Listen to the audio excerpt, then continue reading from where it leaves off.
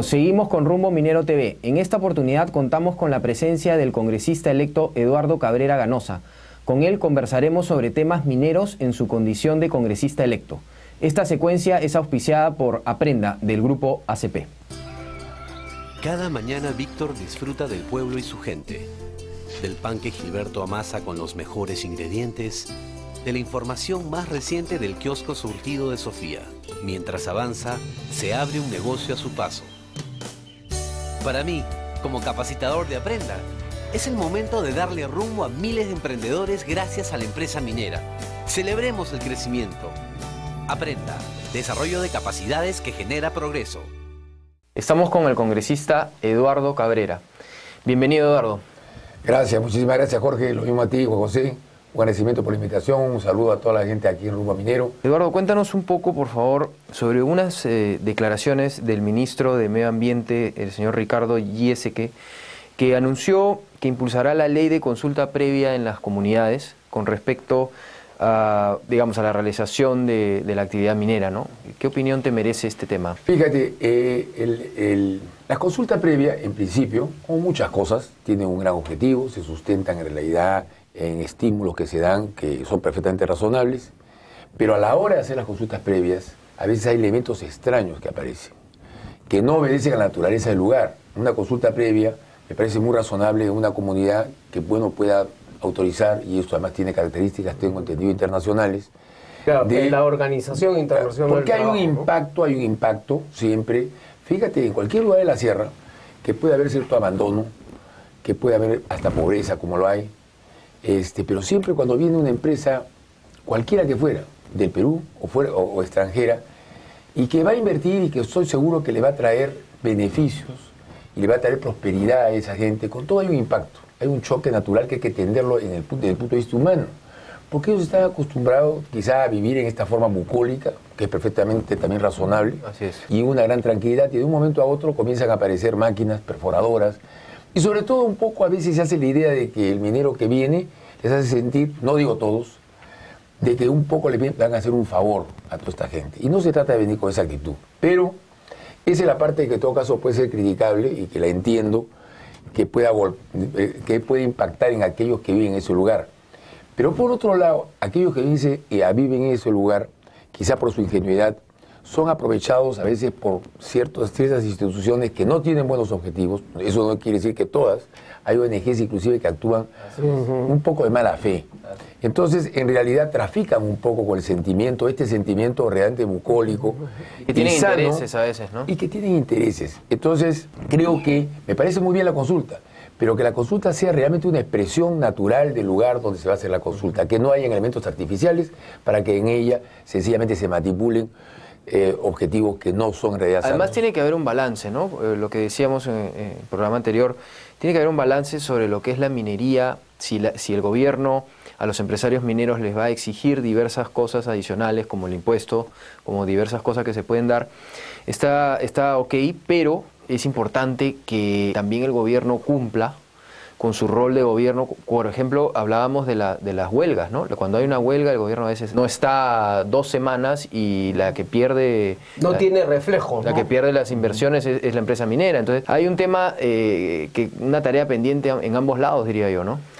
Eso es verdad. Fíjate, lo que acaba de decir Juan José es una gran verdad. En política y en general en diferentes aspectos y áreas de la vida hay que tener reflejos. ¿Qué entendemos por reflejos? Que haya una respuesta que tenga el menor tiempo posible, el menor costo posible y el mayor acierto, porque eso es finalmente lo que son los reflejos. Y bueno, en política aquí en el Perú y en otras partes también del mundo probablemente, a veces los reflejos fallan mucho. Pero lo que se trata es finalmente de tener un objeto constructivo.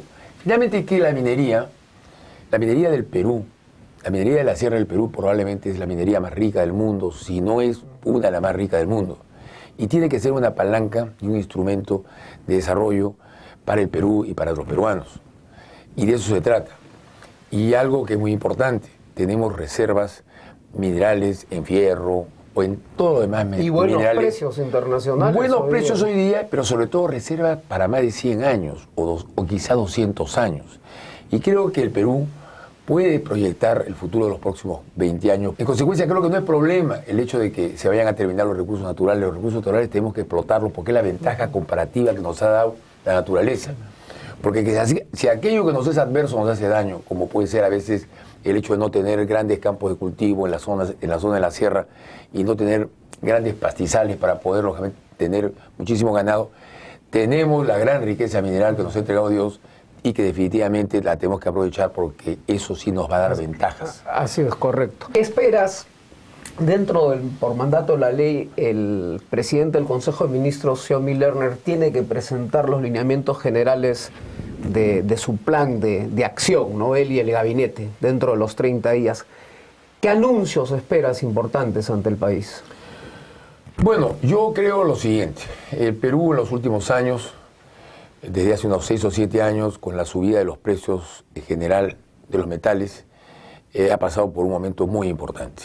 Primero porque anteriormente se había seguido una política económica bastante buena en el sentido de que se pudo haber una masiva inversión en materia minera, y no solamente en materia minera, en materia agrícola extraordinaria, en materia pesquera, y eso le ha permitido aprovechar los precios, no solamente de los metales además, también porque ha habido momentos en que la harina de pescado y el aceite de pescado ha estado a precios muy altos, e inclusive los productos agrícolas muchas veces han tenido grandes precios. Lo cierto es que ya esta infraestructura productiva ha generado que el fisco por lo menos no tenga problemas. Hoy día seguimos siendo todavía un país pobre, pero mucho menos pobre que antes. Así es. Y lo que sí es cierto es que tenemos un fisco que es más o menos razonable y rico. ¿Por qué? Porque tiene liquidez, porque tiene una gran cantidad de reservas, porque tiene además dinero en cuenta corriente, porque para contingencia tiene $5 millones. Sí, sí. Eso ya lo saben ustedes por Ismael Benavides, que ha hecho una información amplia y que además lo conocemos. Correcto. Entonces, un poco distinto a lo que ocurre en Estados Unidos, que sigue siendo un país riquísimo y una potencia, pero el fisco tiene problemas. Porque esa es la verdad, que esas son dos cosas que hay que siempre saber diferenciar.